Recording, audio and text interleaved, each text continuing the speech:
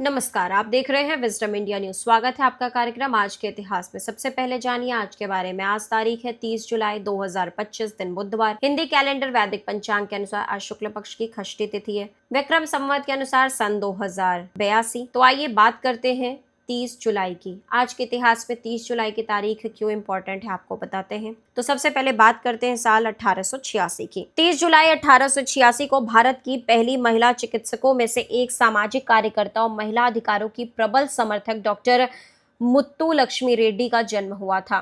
वे न केवल एक उत्कृष्ट डॉक्टर थीं, बल्कि उन्होंने महिला सशक्तिकरण, बालिकाओं की शिक्षा और समाज सुधार के क्षेत्र में भी गहरा योगदान दिया।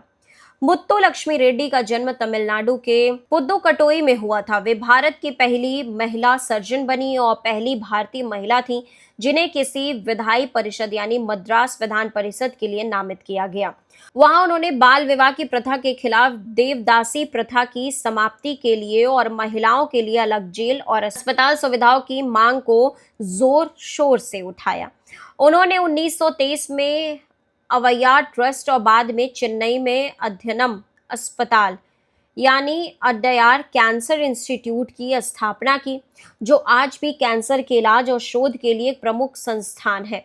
वे महात्मा गांधी से प्रभावित थीं और स्वतंत्रता संग्राम के सामाजिक पक्ष में सक्रिय रहती थीं।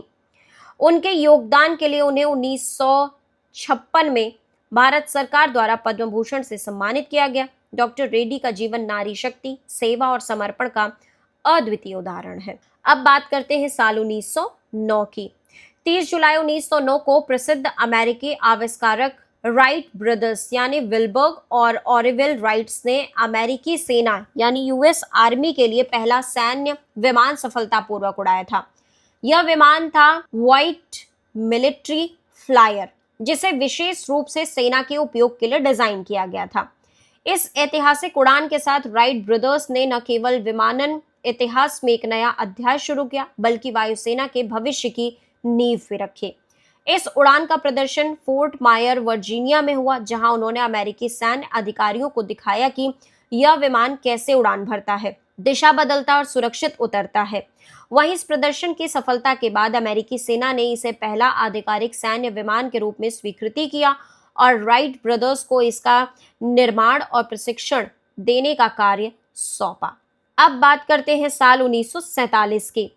30 जुलाई 1947 को हॉलीवुड के मशहूर अभिनेता, बॉडी बिल्डर और अमेरिका के कैलिफोर्निया राज्य के पूर्व गवर्नर अर्नोल्ड श्वार्ज़नेगर का जन्म ऑस्ट्रेलिया के थाल नामक गांव में हुआ था। वे एक बहुआयामी व्यक्ति के धनी थे, जिन्होंने खेल, सिनेमा और राजनीति तीनों क्षेत्रों में उल्लेखनीय सफलता हासिल की। एनरोल्ड ने अपने करियर की शुरुआत एक पेशेवर बॉडी बिल्डर के रूप में की और उन्हें कई बार मिलिट्री यूनिवर्स और मिस्टर ओलंपिया जैसे प्रतिष्ठित खिताबों से नवाजा गया। उनकी शानदार काया और व्यक्तित्व ने उन्हें जल्द ही हॉलीवुड फिल्मों की ओर आकर्षित किया, जहां वे टर्मिनेटर, कमांडो, टोटल रिकॉल और प्रेडेटर जैसी ब्लॉकबस्टर फिल्मों के जरिए दुनिया भर में लोकप्रिय हो गए। एनरोल्ड ने राजनीति में भी कदम रखा और 2003 से 2011 तक 2 कार्यकालों के लिए कैलिफोर्निया के गवर्नर रहे। वे रिपब्लिकन पार्टी से जुड़े थे, लेकिन पर्यावरण, स्वास्थ्य और शिक्षा जैसे विषयों पर उनके विचार प्रगतिशील रहे। अंत में बात करते हैं साल 1982 की। 30 जुलाई 1982 को सोवियत संघ यूएसएसआर ने एक भूमिगत परमाणु परीक्षण यानी अंडरग्राउंड न्यूक्लियर टेस्ट किया था। यह परीक्षण उस दौर की वैश्विक राजनीति और शीत युद्ध यानी कोल्ड वॉर के तनावपूर्ण माहौल का हिस्सा था, जहां अमेरिका और सोवियत संघ के बीच हथियारों की होड़ अपने चरम पर थी।